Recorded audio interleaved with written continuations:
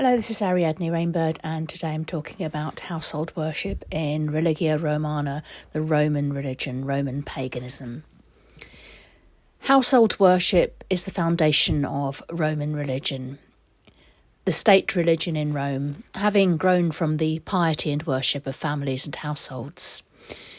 Public festivals bring communities together and strengthen the community, and in Roman times strengthen the state. In modern times, when we do not have a state pagan religion and no formal priesthood or public festivals to honour the Roman gods, household worship is even more important. For most people, honouring the Roman gods, their practice will largely be solitary. Some are lucky enough to have friends who are also interested in Roman religion and ritual and may be able to form a small group, but often worship is a private affair and is between the worshipper and the gods. In Roman times, every home would have had a shrine and altar, and the home was at the heart of private devotion. Those who were rich and had large houses would have a room called a sacella, set aside for worship, a kind of chapel. The 1st century BCE Roman writer Cicero, in his speech to the College of Priests, emphasised the importance of the home for worship of the gods. He said, "What is more sacred? What is more inviolably hedged about by every kind of sanctity than the home of every individual citizen? Within its circle are his altars, his hearths, his household gods, his religion, his observances, his ritual.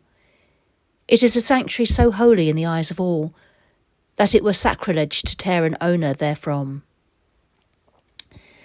It is the home which holds all the memories and traditions of the household traditions, and where one's personal religious items are kept. The hearth fire was the centre of the home in Greek and Roman worship, and seen as the beating heart of the home and household. Cicero also refers to the household gods, which is a particular feature of Roman religion. There are three main types of household gods: the Lares, the Penates, and the Genius, as well as the Manes, or ancestral spirits. The Lares are seen as protective spirits of the family and household. They are generally represented by small twin statues of young men. The Lares familiares are the Lares of the family. But there are also the Lares compitales, guardians of crossroads, Lares praestites, guardians of the city, Lares agrestus, protectors of the fields, Lares viales, guardians of travellers by road, and Lares permarini, guardians of travellers by sea. It is the Lares familiares who are, however, the most important in household worship.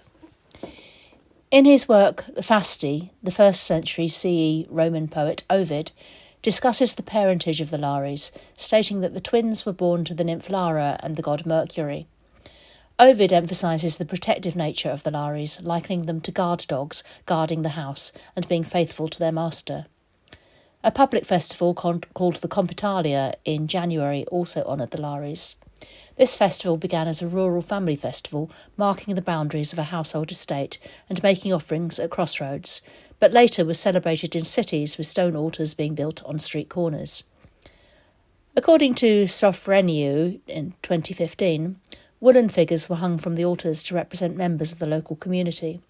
Stone altars depicting the Lares have survived, and thousands of small bronze statues for the household Lares, ranging in height from 4 to 12 inches, have also been found in sites across the Roman Empire, including Britain, and can be seen in museums. The Lar is generally depicted as a curly-haired youth dressed in a short tunic and open-toed boots. Sometimes the Lares carry a cornucopia, or horn of plenty, or they may carry a patera, or offering dish. Often the Lar is depicted standing on tiptoes, holding a phryton, a drinking horn, in one hand, and a patera in the other. His tunic is often spread out around him as if he is in a twirling motion, known as a dancing Lar. Sometimes the Lares are depicted on wall paintings dressed in bright colours. Sofroniou suggests that the Lares' dress and drinking horns may connect them with the Greek god of wine, Dionysos, also called Bacchus, his more popular name in Rome, and suggests an origin from Greek and Italic peoples in southern Italy. but they may also have their roots in Etruscan tradition.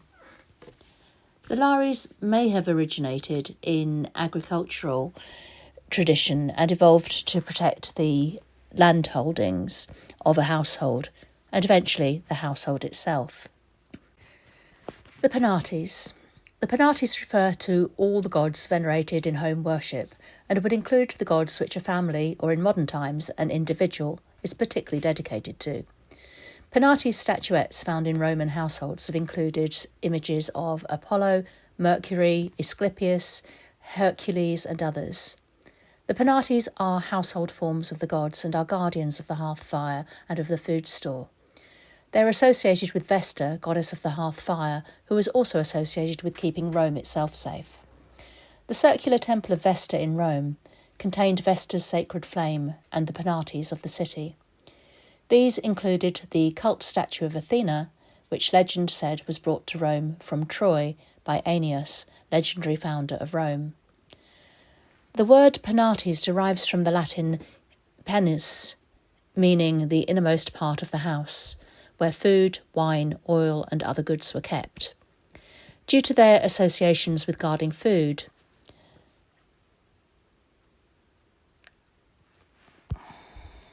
fire and those things that are essential for life, the Penates became associated with the continuing life and good health of the family. In his work, The Saturnalia, the 5th century CE writer Macrobius quotes the earlier Roman writer Varro as saying that the Penates are those through whom we breathe in our inner core, penitus, through whom we have a body, through whom we possess rational mind. Genius. The genius in Roman times was the spirit or numen of the living male head of the household. The pater familias was thought to embody the life force and the procreative power of the family. This spirit is not the same as the individual soul, but rather an intermediary spirit akin to the personal daemon of ancient Greek religion or the holy guardian angel of modern ritual magic. The equivalent for women is the Iono. The genius and Iono were honoured on a person's birthday and wedding day. The genius was depicted as a man wearing a toga with a fold of cloth pulled up over his head and holding out a patera to make an offering. Sometimes household shrines depict serpents around the Lares, and these serpents may depict the genius. In imperial times, the genius or numen of the emperor was worshipped, as whilst the genius of the family protected the household, the genius of the emperor protected the state. There were also various other genii, such as genii of guilds, cities and peoples. The genius populi Romani was the genius of the Roman people. Thus, the genius does not have to be simply the spirit of the male head of the household, but the spirit of the home and household as a whole. Demanes. The manes are chthonic spirits which represent the souls of deceased loved ones, the spirits of the dead. The ancestral spirits were honoured as part of the household worship and believed to protect the family and home. Specific ancestors can be honoured, or the ancestors in general can be honoured. When honouring the household gods and ancestors, prayers and simple offerings can be made, such as libations of wine, pure water, or other potable liquids, incense, bread and cakes.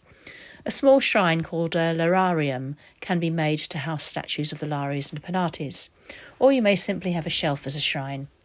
Box-type wall shelves make good shrines, or a cabinet top can be used as a combined shrine and altar. If you are artistic, you can make or paint images of the Lares and Penates, or you can purchase small statues. Or simply print out images from the internet, depending on how authentically Roman you want to be and depending on your budget. Basic requirements are images of the spirits or deities, a candle or oil lamp, incense, which can be loose powdered incense or incense sticks or cones, an incense stick or cone holder, or a censer and charcoal discs if loose incense is used. If you are performing a short ritual as a daily morning practice and you may be rushing to go out to work afterwards, then incense sticks or cones are probably more practical than powdered incense. And personally, I would save using the powdered incense and charcoal blocks for when I'm doing a longer ritual for a specific festival, or a longer devotional rite for a special occasion. A short daily ritual can include prayer and offerings to Janus, Vesta, the Lares, Penates, Genius and Manes, and is best done first thing in the morning upon rising. If you're able, offerings and prayers can be made morning and evening. Here follows now a short, simple morning practice or ritual and prayers. So for this ritual, you'll need a jug of water and a bowl to pour the water into. Add salt to the water if you like, and have a bunch of dried herbs or a cinnamon stick. Dried bay leaves or a dried cinnamon stick work well for lighting. Have a candle or an oil lamp and light it with a short prayer to Vesta. This may be something as simple as, Vesta, bring light to my home. Light the dried herbs in the Vesta flame and plunge the lighted herbs into the water to purify it. Wash your hands and face in the water, so if you have a jug of water you can pour the water over your hands into a bowl and wash your hands and face. Dry your hands with a clean white cloth or towel. Have incense and other offerings on the altar and make offerings as you speak the prayer. Liquid offerings can be poured into a libation bowl on the altar or shrine and poured outside onto the earth after the ritual. If this is not possible, water offerings can be poured into a houseplant pot afterwards, but this is not recommended for other liquid offerings as they can poison the plant, or sugars within a liquid can lead to the growth of moulds. So it's recommended that you stick to libations of water if you cannot pour them outside afterwards. So I'll now read the prayer, and as the prayer is read, the offerings can be made, such as libations or offerings of incense, cakes and bread.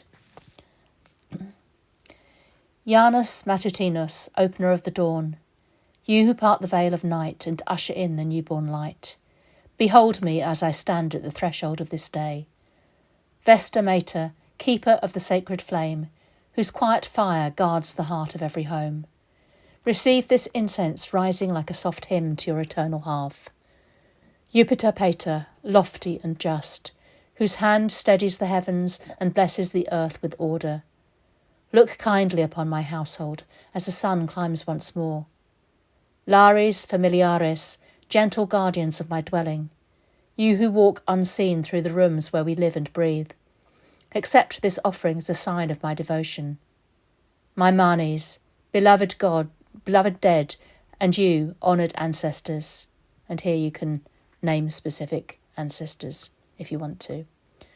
Draw near and stand with me as you once stood in life, Penates most faithful, keepers of nourishment, prosperity, and the quiet abundance of the home. Be present at my table and in my store.